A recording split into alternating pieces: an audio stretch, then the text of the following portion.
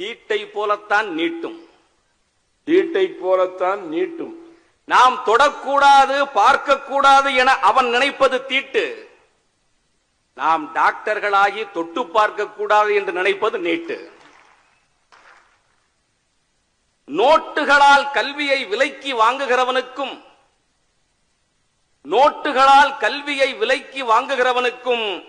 நோட்டே வாங்க வழியில்லாதவனுக்கும் ஒரே தேர்வா?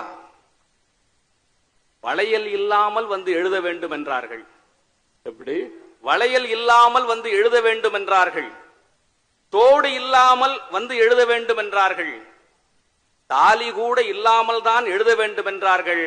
ஆனால் வடநாட்டில் ஆளே இல்லாமல் தேர்வை எழுதியிருக்கிறார்கள்.